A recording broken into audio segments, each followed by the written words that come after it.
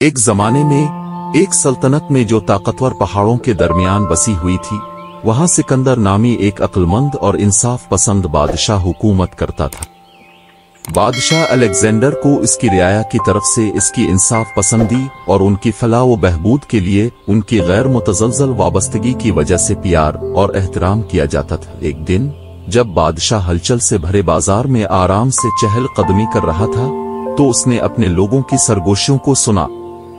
انہوں نے اپنی مالی جدوجہد اور غیر یقینی مستقبل کے اندیشوں کے بارے میں بات کی۔ بادشاہ کا دل اپنی رعایا کے لیے درد مند تھا اور وہ جانتا تھا کہ اسے ان کے دکھوں کو دور کرنے کے لیے کوئی راستہ تلاش کرنے کی ضرورت ہے۔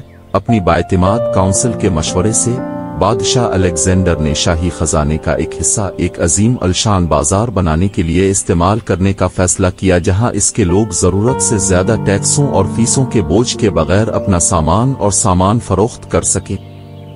اس کا خیال تھا کہ مقامی معیشت کو سہارا دے کر وہ اپنی رعایا کی زندگیوں کو بہتر بنا سکتا ہے۔ بازار بنتے ہی لوگوں کے حوصلے بلند ہونے لگے۔ انہوں نے امید اور خوشحالی کا ایک نیا احساس محسوس کیا۔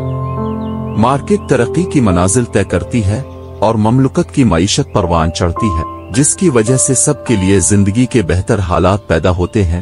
تاہم بادشاہ سکندر کے پڑوسی حکمرانوں نے اس کے کامیاب بازار کا نوٹس لیا اور اس کے خیال کو نقل کرنے کی کوشش کی، لیکن اپنے لوگوں کی بھلائی پر توجہ دینے کے بجائے انہوں نے اسے اپنی تجوریاں بھرنے کا موقع سمجھا۔ انہوں نے تاجروں پر بھاری ٹیکس اور فیسیں عائد کیں، جس سے ان کے شہریوں میں ناراضگی اور مشکلات پیدا ہوئیں۔ اس کے برعکس بادشاہ الیگزینڈر کی سلطنت ترقی کرتی رہی، کیونکہ عوام اور بادشاہ انصاف اور فلاح و بہبود کے لیے اپنی لگن میں متحد رہے۔ اس اتحاد نے امن اور ہم آہنگی کا احساس پیدا کیا جو بازار سے بہت آگے تک پھیلا ہوا تھا۔ جرائم کی شرح میں کمی آئی اور لوگ خوش اور صحت مند زندگی گزار رہے تھے۔ پڑوسی حکمرانوں نے اپنی قسمت میں فرق دیکھ کر بادشاہ سکندر کے پاس سے حکمرانی کے بارے میں مشورہ طلب کیا۔ اس نے لوگوں کی فلاح و بہبود کو سب سے اوپر رکھنے کی اہمیت پر زور دیتے ہوئے اپنی حکمت کا اشتراک کیا۔